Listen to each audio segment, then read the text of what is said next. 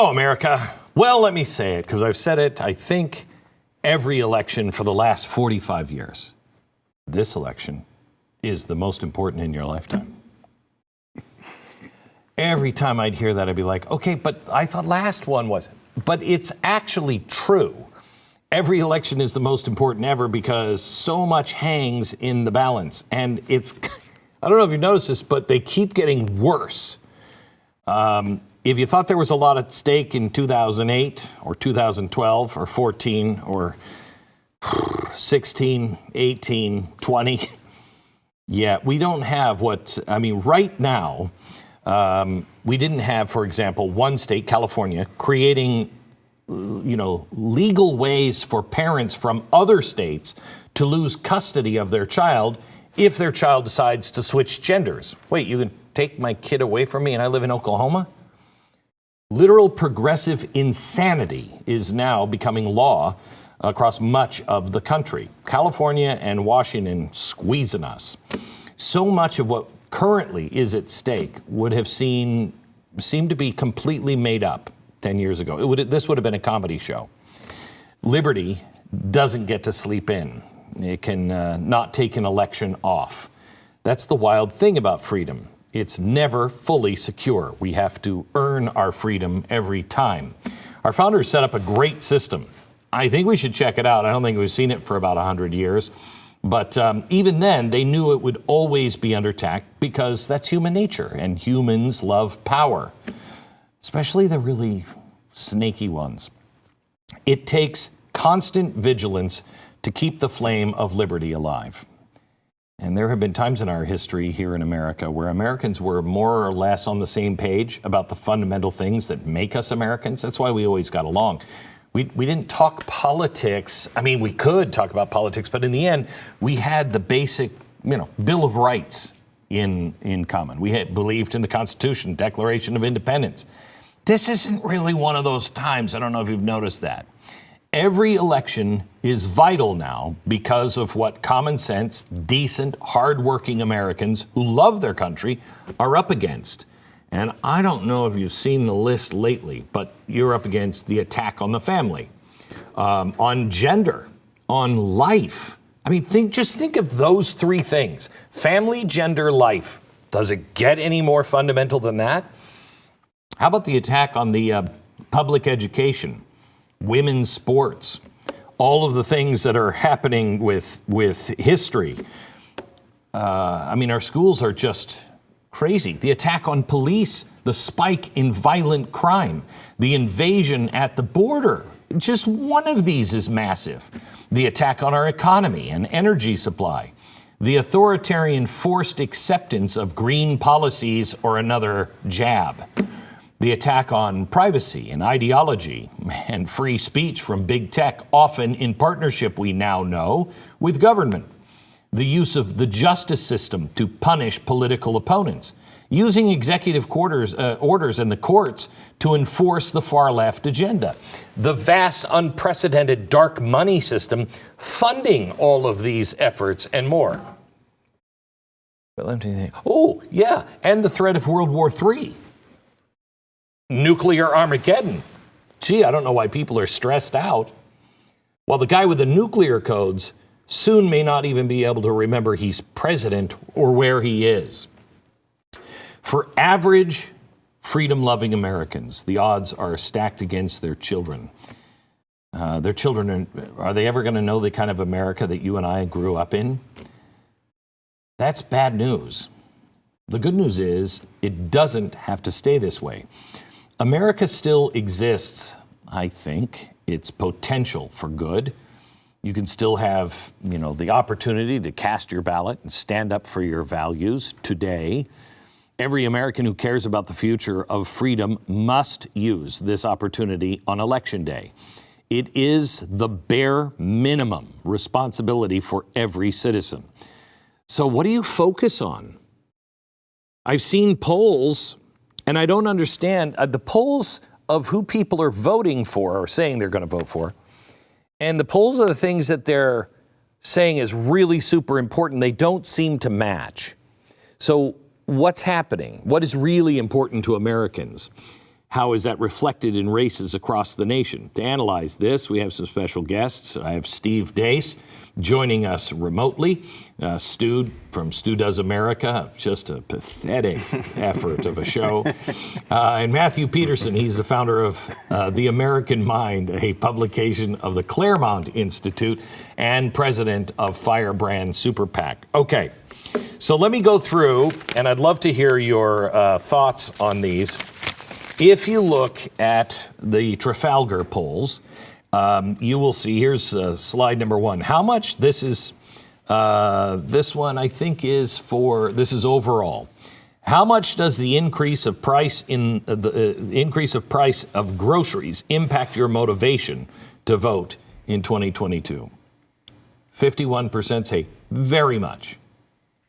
Not very much, not at all. I don't know. Is that the wealthiest 1%? I don't. Next one. Does the increase in price of groceries impact your motivation to vote in 2022? That's to the Democrats. Look at this number. Not at all, 32. I don't believe that. If so, you're living in the normalcy bias, unless everybody who's voting for a Democrat is wildly wealthy. How much does the increase of price of groceries impact your motivation to vote in the 2022 elections? Republicans, 71%. Then you have independents, I believe. This is no party, 50%, very much. And the last one here is, oh no, that's the next slope. Yeah, that's crime. Okay, so let's just talk about that one. Is it the normalcy bias, or are we to believe that Democrats actually don't care about inflation? I think part of it, with that question in particular, is it's seen so much as a Republican issue at this point. The Democrats are the ones taking the blame for this. They're the ones that are seen as not being able to handle it. So if you're a Democratic voter, you're getting a question from a pollster. A lot of times people internalize, what is this pollster trying to do? Mm-hmm. And I think a lot of that goes to them saying, well, they're trying to get me to say that Republicans are going to be better on this, and I don't want to give them the satisfaction. I think that's probably part of it, because we know this hits every single person. As far as I know, everybody eats. Yeah. So it's kind of a big issue. Matthew? Yeah, I think it's a tell. I mean, the fact that you see that discrepancy is a tell. We know, as you said, that Democrats are not wealthier in this poll. They're not all wealthy. It's triggering. I mean, as soon as you see that, you know what it means. You know, if you're a Democrat, that means that you would have to vote for the other side. And I don't think that I don't think that people are that stupid. I mean, I think they understand pollsters and they react to them in complicated ways. So, Steve, is this is it possible that they are focusing on, I'm not motivated? Should we look at this as, that's not motivating because my side ain't fixing it? So I'm not motivated to go to the polls because I don't like the other side, and my side sucks on this. I think we should look at it that the country is beyond polarized, Glenn. It is balkanized. We have two very distinct cultures here trying to live in a singular landmass, the left America, and then what's left of America. And I think that it's, at the very least, there are 1/3 of people who call themselves Democrats, that there is nothing, absolutely nothing that could occur in the country that would cause them to rethink their vote. Nothing. They are in on the agenda. This is a spirit of the age level of cult. They're totally spiritually bought in. They believe in the agenda, that there are enough Karens driving EV Subarus and cul-de-sacs with coexist bumper stickers that care more about killing their children and mutilating yours than anything else. I absolutely believe that at least 1/3 of Democrats believe that, at least. I would give you that 1/3 of Democrats might be on that scale somewhere, but I don't think the average Democrat, I mean, I just don't, I still find it hard to believe the average Democrat is like, I'm for celebrating, infanticide. Yeah, let's kill some more babies. I just don't think that's true. To your point, in this Trafalgar poll, they also asked about crime and how you deal with crime. The question was, how likely would you be to vote for a candidate who supports policies which prevent police from detaining criminals charged with violent crimes such as kidnapping and armed robbery? Now, that it's hard to believe anybody would say that they would be likely to vote for a candidate who said that. But that is a good description of essentially the, defund the police movement and what we saw during the George Floyd riots and stuff like that. And you see in the overall poll, 77% of people say they would not be likely at all to support someone who supported that. On the Democratic side, it's still very high. It's at 60%. Now, that's too low for what the question is asking. And to Steve's point, I think there's just that chunk of people that no matter what the question is, they're going to try to think about this as a political issue and vote that way in the poll. But 60%, it's lower than everybody else. But it is one of those things that you can't deny. When you look over at Republicans, it's all the way up at 88%. And for independents, it's at 78%. These policies are really concerning. Can you go back to the slide with the Democrats? Because I'd like to do the math, Stu. It's about 6% that say somewhat likely or very likely. That's a little disturbing that is that large. I mean, and it's larger. We all know it's larger than that in reality. Okay. Here's the thing, though, guys. You can't ask the question static because voters don't think statically. They always size things up in comparison to what their options are. All right. So, I mean, if people thought statically, we'd have like 3% voter turnout because everybody thinks these parties suck. All right. And so everything is done in a comparison to alternatives. If you were to ask Democrats, phrase the question, is it more important for you to have clean streets in urban America or access to kill your child whenever you want? I promise you, those numbers would be way higher. You see my point? Okay. As bad as you think they are, Glenn, when you ask that question in a vacuum, ask it in comparison with other issues and what your priorities are. And I promise you, you will be even more depressed by the answers than you currently are. Can we just say that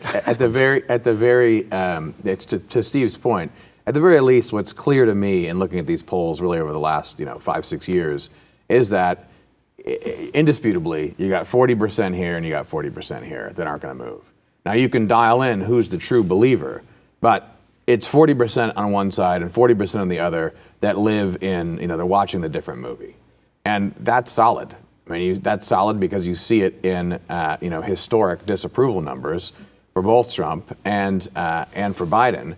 And no matter how bad it gets, right, you got 40% of the people who aren't going to budge. So regardless of the extent to which they are true believers, that's the fact of the matter. It's interesting because I talked to the psychologist that wrote The Psychology of Totalitarianism last week, and he said there's about 10 to 20% of populations that do not buy into it. They just have this ability to see through all the crap, and they remain normal, while everybody else goes off into their insane camps.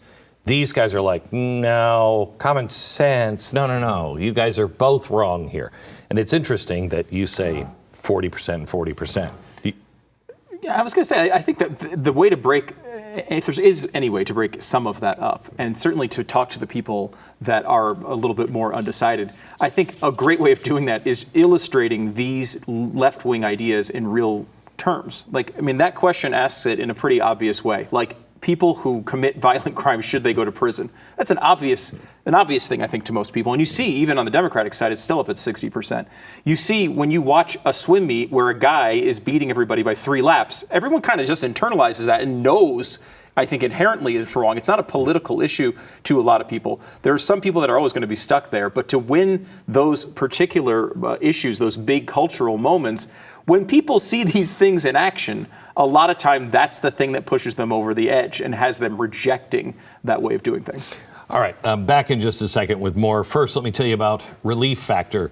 I happen to have sitting at the table just an average man we've never met before. No. Your name is Mike Bogensberger? That's correct. Bogensberger. Don't ask me to repeat it, though. Yeah, okay. So, and I hear that you have a really bad pain in your back. Yes. Yeah, I have a pain, all right. Yeah. Oh, yeah. And is it upper back, lower back? Lower, much lower, low. The low back. back. The lowest, Right. the lowest part of the back. Right. And you haven't been able to try, you've tried everything? I've tried all sorts Creams, of things. yeah. 20 years. 20 years you've had this every pain day. in your well, low 5 days back. a week. Monday through Friday in the morning. Really? Yeah, generally speaking. Huh. Yeah. That's weird because usually you're rested and it's better in the morning and worse at night. I have to work at that time. Yeah. So, Okay. So low back. Have you tried Relief Factor? Not enough of it, apparently. Really? Yes. It didn't affect you at all, really, for this pain. It helps with a lot of things, but this particular pain, I think I have to try something else. Yeah, well, that's weird. Yeah, maybe like Mr. Bogensberger here, you're part of the 30% where it just doesn't work for some unknown reason. But 70% of the people who try it go on to order more. If you want a drug-free and natural way to get your life back, go to relieffactor.com. That's relief. I'm sorry, I became Fetterman there for a second. Relieffactor.com. All right, so I think personally, and I'd love to hear your opinion on this, there are 3 races that I want to watch for reasons I don't think I've ever seen before in American politics. One is Fetterman. And this I'm watching is the Democrats have already run an empty suit and a guy you had to keep in the basement and a guy who was clearly not capable of the job. But they had Donald Trump that they were just trying to stop, so they would have taken anything. Fetterman is not the case. That's not the case. Dr. Oz is not some, Nazi figure that they could easily make into that. And if Fetterman wins, to me, that says that there's a group of people that they know we don't have a republic anymore. They're just looking for rubber stamps. Whatever they have to have, just get this stuff through. The second one is Mike Lee. Mike Lee is being run by Mr. McMuffler, and he's running as an independent, but it's actually a way for the Democrats to not answer for what Democrats are doing. They're running a guy who will vote with them as an independent. If that works against Mike Lee in Utah, you are going to see this everywhere. Mm-hmm. And the final one is Carrie Lake. Here's somebody that people there know, but she's not a politician. She hasn't hired a single person to help her with her candidacy. She's not hired any, political know-it-alls. And she is a nice Donald Trump. You know what I mean? And a pretty Donald Trump. You're saying Donald Trump isn't pretty? I'm saying he's beautiful. Okay. He's beautiful. Let me start with you, Steve. Do you agree with those? Am I missing the point, or is there somebody else to add that tells you something about where we are? I would look at those 3 as barometers. The Georgia Senate race. I don't buy for a second that Brian Kemp will win by 9 and Herschel Walker will lose. That's just not the way elections work, particularly in the same environment. And they're both really running against the same candidate in Georgia. I mean, they're running against male and female Stacey Abrams, or non-binary forms of that being. And so maybe there are tens of thousands of people appalled at Walker's past that won't vote for him. But just to put some numbers on that, in 2014, in that Senate election in Georgia, it was decided by 8 points. That was over 200,000 votes. I do not believe in Georgia there's over 200,000 people that are going to be like, yeah, give me Raphael Warnock and Brian Kemp. I just don't believe that'll happen. In the other 3 states, and I think Fetterman is literally a walking VAERS report. He is a vaccine adverse effect, reporting system incarnate with his strokes and issues. I don't think he'll win. I don't. I think Oz will, and then we'll have to hear for the next 30 years. See, it works, Steve. It works. They're going to finally win one of these with a technocratic, soulless Republican and have him win one of these races. But it's going to actually be because the other guy literally is incompetent and can't get out of a hoodie in the morning. And that's coming from a guy that wears T-shirts year round. All right. Yeah. I think a red tsunami is coming, guys. I think we're beyond a wave. I think it's a tsunami. I mean, there are races in Rhode Island right now where there are plus 24 Democrat districts that they are behind. Any Democrat in the country that is less than plus 5 statewide is in trouble. If you are in anything less than a plus 10 or 15 district, you are in trouble. I think Carrie Lake will win outside the margin of error. I mean, I think that this is, wherever it is possible, Yeah, Masters, I think, will win too. I don't believe Kerry Lake wins by 5 or 6 and Blake Masters loses. People don't understand. That's tens of thousands, if not hundreds of thousands of split votes, and the environment here matters. This is going to be a red tsunami a month from now. Oh, from your mouth to God's ears. So can we show your map? Because you've made a pretty optimistic. I pray tonight that you are right. Show the map and take us through this, Steve. So this is my Senate map. And one of the things you're going to see is the one place where I think we're going to get bifurcation, unfortunately, right now is in Pennsylvania. That's the one place where I think, because Fetterman is just legally incompetent. John Fetterman couldn't get a driver's license, maybe not a library card. Okay. So I think that's the race where Oz does not have to run on. I'll just kill a few less babies and ban a few less women from their own sports. He gets to run on. Fetterman is incompetent. Mastriano's not getting to do that. And so I think that Oz will win. I think Republicans are going to win at least 54 seats. I think places like Minnesota are in play. 54. At least. Yeah. I think they are going to win at least 54 seats. I do. I think the states that Republicans lost, there was a trade-off in the Trump years. The Republican Party traded Colorado, Nevada, and Arizona, and North Carolina basically for the upper Midwest where I live. I think they're going to bring those states back into the fold now. I think you're going to see the traditional Republican coalition join with the MAGA coalition, because there's 3 things happening here. One, the rural base that Trump attracted, the MAGA base, has remained Republican. It's not loyal to Republicans, but because Trump is there and a DeSantis is there and a Kerry Lake is upcoming, they're staying there for now. The other 2 things happening, Democrats are looking at historic low turnouts of black voters. They're never going to cross over and vote GOP. They're just not going to show up. This is going to be historic lows. And then you're seeing a mass migration of brown voters, Hispanic voters, particularly Gen X and younger, people with families that are like, I left Honduras. I don't want to bring El Salvador here. That's not why I moved here. I'm assimilated. I got a family. I'm not loyal to the Democratic Party. I want to be an American. And I think they're looking at a double whammy there, guys, of historic low black turnout with historic migrations of Hispanic voters to the GOP. And that is going to open up this map in a way that it has not been before. Okay, both of you guys here at the table with me, don't disagree with him, because I want to live in his happy space for a second. What are your thoughts on what he just said?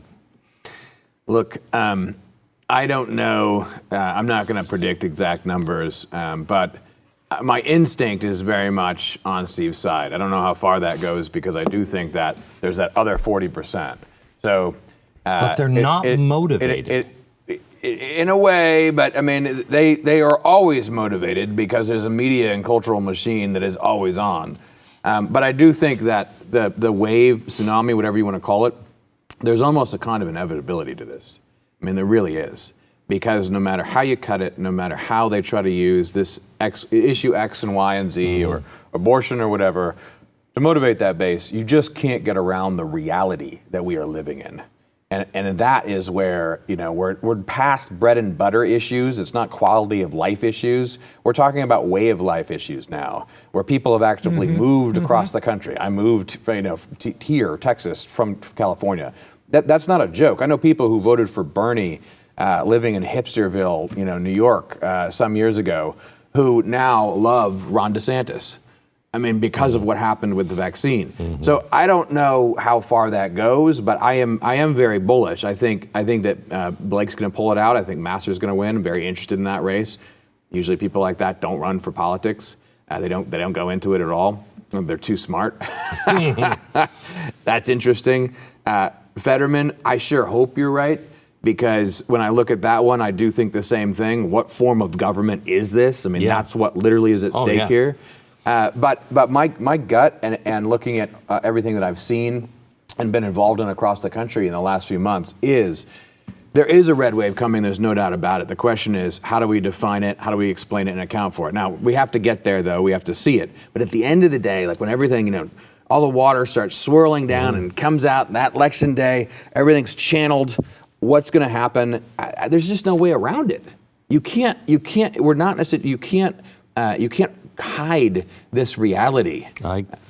I hope you're right, but that reality has been hidden in several societies over history we're doing the same kind of stuff, just lying, propaganda, and getting away with it because people had been trained to, yes, that's right. Yes, believe that. I mean, I like Steve's map better than my map. I want Steve's map to be 100% right in this case, because 54 it would be incredible. How many? Hang on. Out of those seats gained, how many of them are Mitt Romney's? Do we still have 50? Do we still have 51? Yes. Yes. Okay. Good. All right. By the way, Glenn, I don't buy the Deseret News. I mean, you know this better than me, but they're in on the Brutus plot here. So I don't buy agree. that they came out with a poll that it's +5. Lee's only up by 5 a month before Election Day. I think that's part of the scam. I think if they have to lie and say that McMuffin is only down by 5, he's going to lose worse than that. I will tell you, there are a lot of people in Utah that are concerned because the Deseret News is owned by the church. So is KSL, the #1 radio and television. And, well, except when I'm on, I think, because I'm on their competitor. Anyway,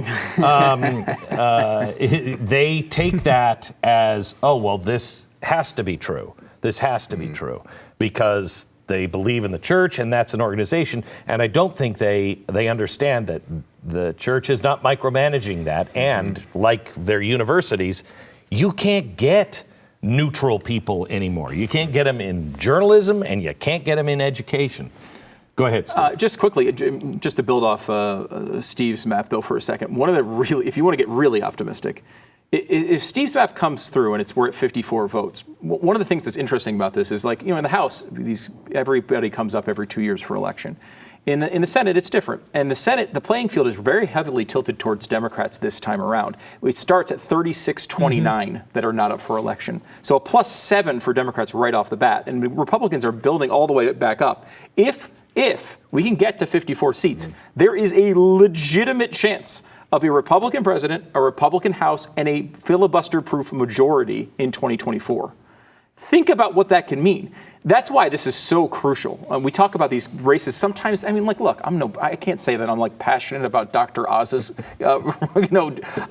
potential in the Senate, but that seat, just being that seat and not being a Democrat, is so important because there's a path here to where there can be real change in 2024. A path where Republicans wouldn't get blocked by something this is a filibuster-proof majority we're talking about, and it's a real possibility because of the way the map falls in 2024. So something else to look forward to. I would say that you are leaving one thing out, and that is the dramatic change that could happen in the next 2 years.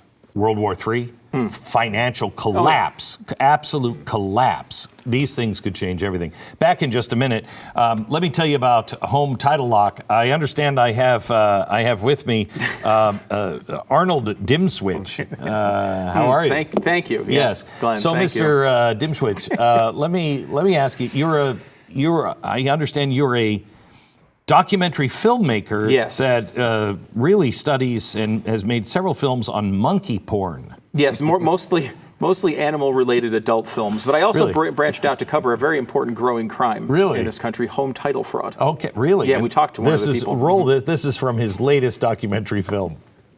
Nobody thinks that I can take their house and borrow against the house. No, I have title insurance for that. No, it's in my name, or he would have to get some special document. They would call me.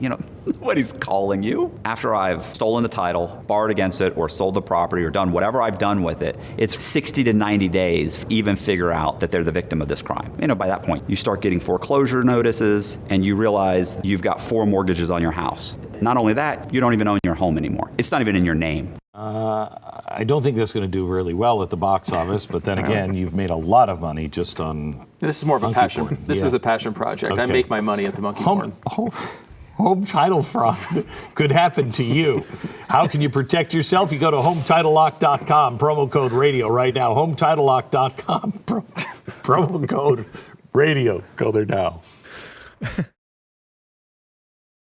So I think I want to get to culture because of this epidemic, apparently, of monkey porn. But I think a lot of people, Stu, I know you are, I feel this way. I'll vote for that gumball machine behind you if it means an end to this madness. And I think there's a lot of people, Republican and Democrats may not switch sides, but some of them are. The classical liberal is starting to go, whoa, wait a minute, this is not what I signed up for, I think. And a lot of America is seeing this is insanity, and they're motivated to vote. Yeah, because there's not really, even if Republicans get the House and the Senate, there's not all that much outside of investigations and things like that they can do on their own, right? I mean, we understand how this system works, and we at least tend to follow it on the right.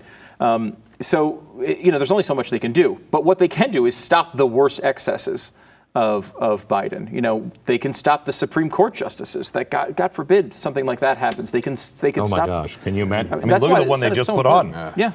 Awful. I mean, it's all there. There's more of that to come.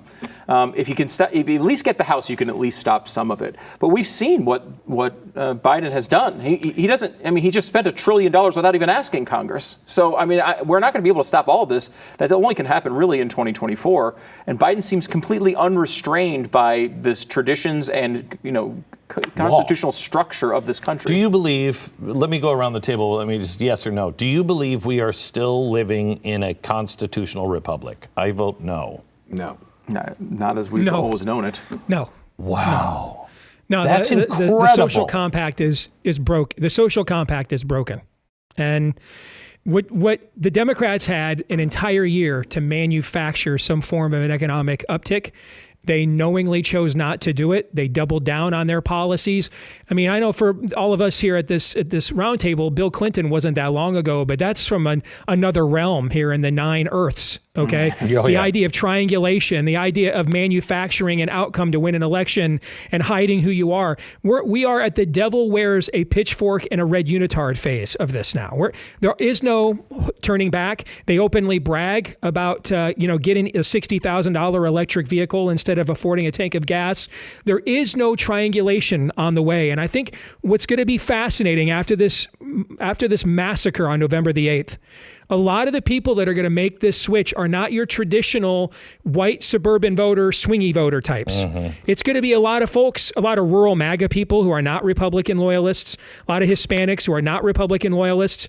They're doing this aspirationally. They honestly think that the Republicans are going to stop the border. Okay, when they actually tried to open it pre-Trump, and that's how they got Trump. They really believe they're going to get positive change here and a complete different vision of governing. And so Steve, I have to tell you, I have to tell you, I've said to people in Washington, D.C., you guys have one more election. People are voting to have this stop, and if you don't stop, pitchforks and torches is coming for the Republican Party. I agree.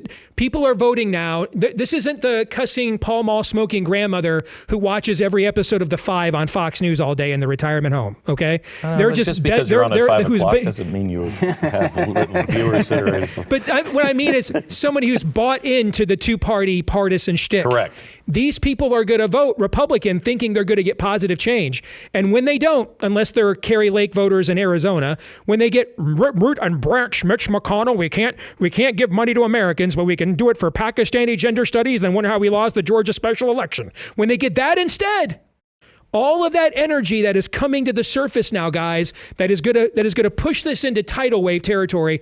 Where's all that energy go when it realizes about April or May of next year that except for a few places like Arizona, Florida, and a couple of others, it really has no agency and not much has changed? I think that will be a fascinating political science and socioeconomic case study to watch occur. Where does it go? So let me ask you, because culture, you have your finger on the pulse of culture. What do you see coming after the election, no matter who wins? I don't know if the left is going to be held at bay anymore. That's a very sharp tool in their toolbox. And as Steve just said, if the Republicans aren't taking the bull by the horns, and I mean like we've never seen before, there's trouble on the horizon. Yeah. I want to say this carefully. I mean, because you know what I'm worried about? I'm worried about, even though everyone's upset, even though everyone understands, and I agree with what Steve is saying, Even now, it's hard to see why you go to the Republican Party because it's presenting something positive, or it's even going to champion these things. You go to it because you don't have another option. And you know, even now, these people who are rallying, it'll be a red wave. I don't know how far it will go, because there's not a unified Republican message that's drawing in everyone and guiding it. And that goes to the problem of afterwards. And the problem of afterwards is severe. What I want to preface this with, though, is if we don't win and we don't all go out and vote and convince everyone to go out and vote, none of this matters, right? Nothing matters if we don't have the bigger the wave, the better. But the problem is afterwards, we know Congress doesn't pass law. Congress doesn't even pass budgets. Congress is there to slow down the beast at best, maybe shine a light. And when you look at 2024, I am not happy about, I'm not sanguine about that at all. That's for all the marbles. And because this wave is coming, we know what they're going to do. We know what they're capable of, and we know they're going to double down. We're going to hear of even crazier things than we've ever heard before after the red wave scares the you-know-what out of them.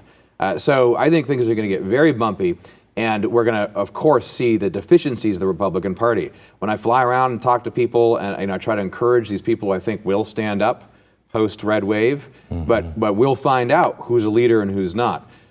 The positive in all that is, as things get bumpier, because of this red wave, out of that, we'll find out and look for leaders that people will rally around. There'll be names of people that we don't even know now, and amidst mostly people who, as Steve said, aren't going to stand up. But we'll have a new catch of leaders, and some of those people will help moving forward as things get bumpier in 2024. And just to add on to this, I think there is the issue of Republicans may very well get elected here. They may get I think they'll probably get the House. The Senate is a little bit tougher, but they've got a good shot at it at least. We're a month away. We'll see what happens. But there's not going to be a ton of societal change that comes out of that, other than just blocking the worst instincts of the Biden administration. I think the place where hopefully voters do take in that there actually has, I think, been a noticeable difference is at the level of governor. We have seen this across the country where a lot of these states, certainly DeSantis is maybe the highest profile, but we've seen a real contrast between the good Republican governors and these blue states who have had to been tortured over the past 3 years, not being able to go outside of their houses. This is really, I think, put a big spotlight on how realistic do you think it is that New York, Michigan, any of these iconic lockdown states lose their governor? Oh, gosh, I'll give you a little bit of hope on this. Trafalgar just had a poll that came out in New York that had Kathy Hochul only up 2. I think that's too good to be true. I would love for it to be true. If that race is really that close. Shut up. I want to talk to Steve. Come on, bring some pixie dust out here. What do you think? The problem in New York is you've got to be ahead outside the margin of cheating there. They have such control of the system. If they're up by 2, they win by 5 or 6. They just steal it. In Michigan, a state I know very well, it's where I grew up. I've got a lot of friends there. I'm on the board of a big conservative organization there. The right is completely unorganized there. They don't have their act together at all. I can't tell you how many listeners I get every day that tell me from Michigan, it's like there's not even a Republican Party here. We see no ads on TV, nothing. I don't know what Tudor Dixon's message is other than I'm not Gretchen Whitmer. The other side is so bold, they're actually running a kill 'em all and mutilate all the kids bill on the ballot for you to approve of in the state constitution. And so when you look at my maps, you see that there is this one blue haven in the upper Midwest where everything else goes red. I think in Michigan, the right is disorganized and in disarray in Michigan. The good news is it's a month out and the environment is very much in their favor, but they got to get their poop together, guys. What's going on up there right now ain't going to cut it. God, why do we suck so much all the time on our side? Back in just a minute. So I remember in 2008 when almost everybody called me crazy when I said, these things are coming. They are now coming at such a rate of speed that it is breathtaking. And every day I read probably 70 stories that we've just collected overnight. Not all the rest of it, just the ones I have to look at every day and go, which one gets on the air or not. And every day I think to myself, it couldn't get crazier than this. It just couldn't get crazier. And I am dismayed usually because I feel like I'm alone. And I think that's because people are keeping their powder dry and they're staying underneath the radar because they don't want the FBI and everybody else after them. But if we don't go out and vote, we're doomed. We deserve what we're going to get, because I really think this is it. But the polls have been changing and showing us that as people are starting to look at these things, that it's getting better. Right? I think so. I just highlighted a few races here. Arizona, they pulled, Mitch McConnell took the money out of that Masters race. Thought he was toast there. Hey, hang on just a second. Can we just talk about that? Yeah, sure. What a waste of a turtle shell. This guy it is incredible what he's doing, and what he's doing up in Alaska as well. He is. Everything I would say about Mitch McConnell puts me on an FBI, monitor list that I'm probably already on. You are. We just ran an ad about full disclosure, about a certain senator in Utah who's going after his colleague, not supporting him. I wonder who that might be. Some traitorous senator. Yeah. But it's very similar to McConnell, and the line was with with friends like these, who needs Democrats? Yeah, it's true. And with McConnell too, I think that is something that should be trumpeted to the high heaven. This guy's not on your side; he's on his own side. This should not happen in either party, where the guy who's the leader of the House or the Senate also controls everyone else's re-election money. Oh, yeah. Because you can't stand against him at all, or he just cuts you off. And he is a dangerous guy to the Republic. I happen to know several senators, and a few of them have told me about a meeting that they had with Mitch McConnell, and he said, all we have to do is just not be the Democrats. That's suicide. That's suicide. They have to earn our vote. You have to be more than that, though, because for Mitch McConnell, in order to get his money, you have to accept all the people he forces upon you. Correct. Correct. So let me just quickly in the Arizona poll, there was a poll early September that had Kelly up over Masters by 21 points. Wow. Latest one from CBS News, Kelly +3. And Huge CBS tightening. News is not that good. Yeah. Then you None had of them are good. What'd you say?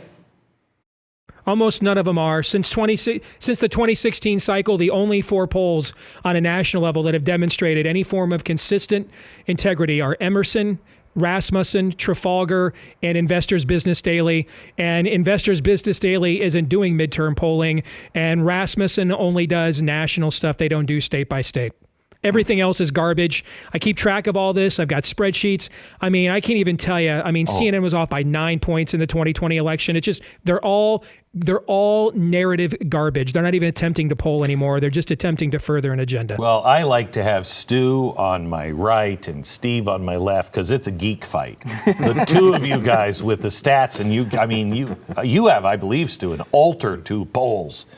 At your house. I like looking at it. I know Steve does too. I think you're right. We were talking about this before when we came off the air. They're down to 0.4% response rate to these polls now. 0.4%, meaning they're calling 200 people to get one person to do the actual poll.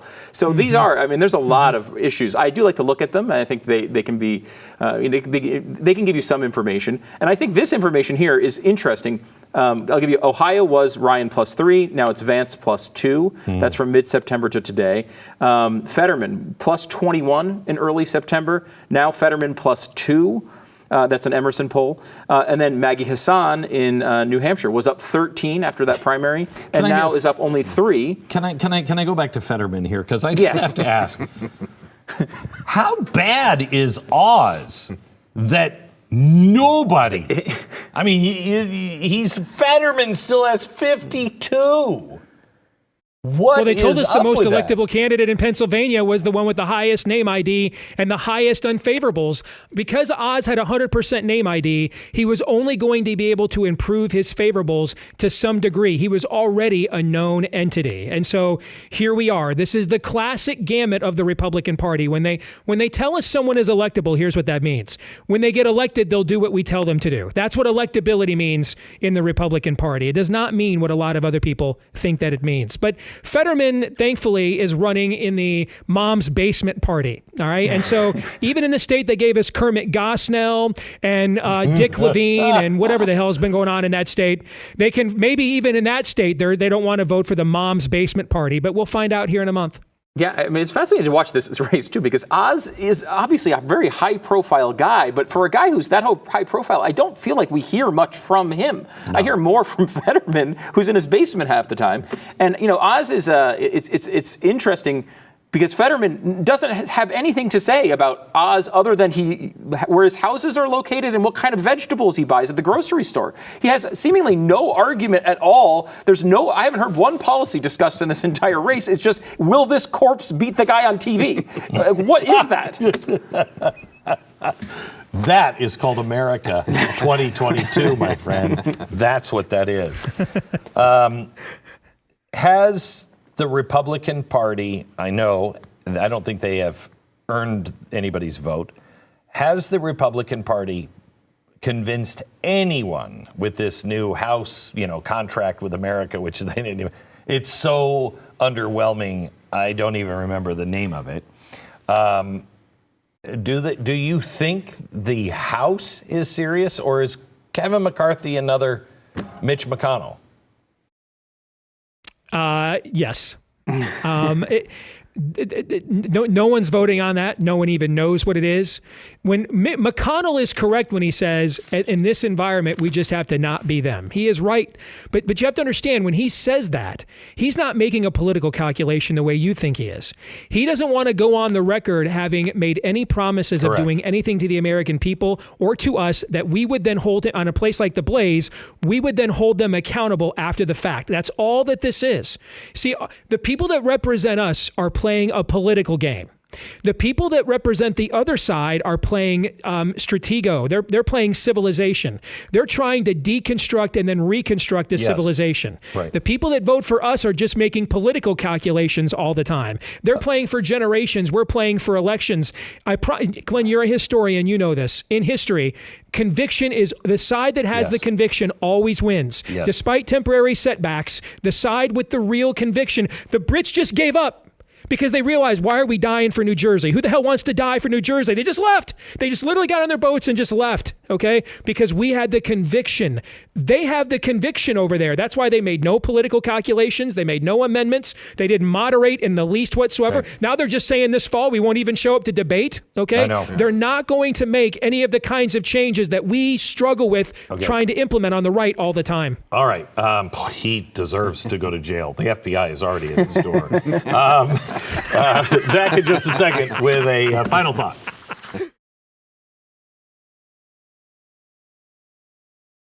I'm going to give you the last word. Look, I think everything we've complained about in regard to the Republican Party, all true.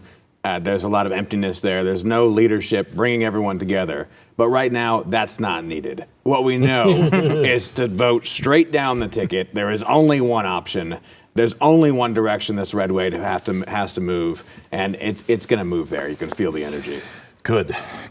Well, this has been frustrating and exciting, and Steve will be going to jail soon. Good night, America.